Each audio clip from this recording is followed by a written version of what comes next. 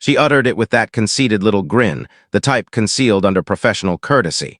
If you're unhappy with the updated workplace rules, feel free to quit and leave. I recall the quiet that ensued. Nobody in the conference area inhaled, including myself.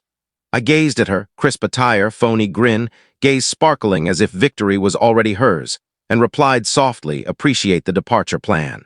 Then I rose, gathered my computer, and exited. That was when she ceased undervaluing me. She simply hadn't grasped it at that point. When I initially encountered Karen, she was captivating, a tactician with a sharpness, the sort who could transform disorder into advantage. At that time, we were collaborators, not rivals.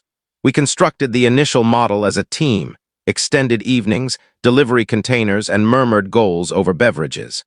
I trusted her claim that we were creating something shared. Then arrived the financiers, the funds, the spotlight. That's when the expressions became practiced. My identity began disappearing from slides. The recognition shifted to her gradually, intentionally.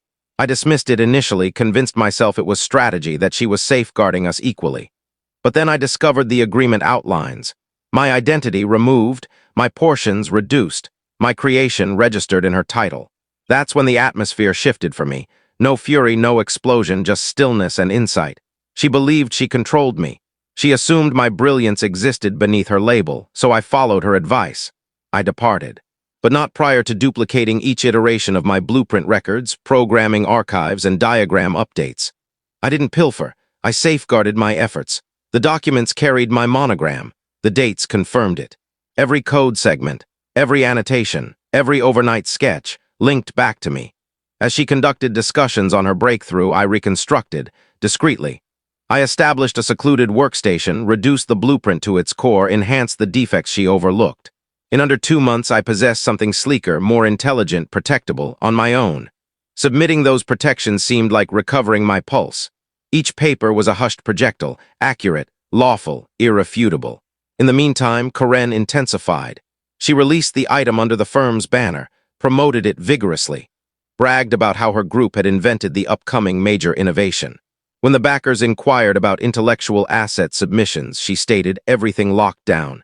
She hadn't realized they weren't, not any longer. I bided my time. Precision in timing was crucial.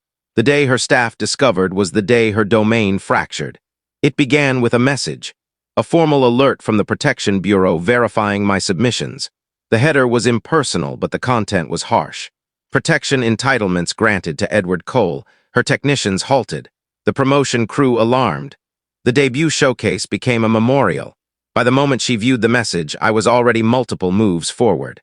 Arranged sessions with the identical backers she had once taken from me. They didn't waver.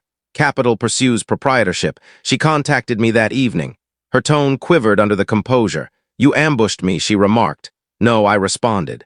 "You sketched the path. I merely traced it." An extended quiet.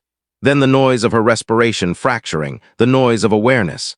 The clash occurred 2 weeks afterward at a technology fair where we both exhibited. She appeared ashen, jagged at the borders like crystal on the verge of breaking. Her display was vacant. Her item paused, awaiting judicial approval. Mine, however, was crowded. Backers lingered. Lenses sparked.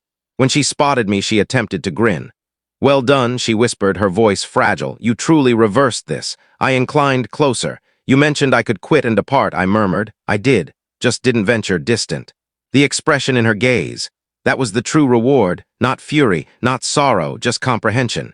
She'd constructed a prison and provided me the opener.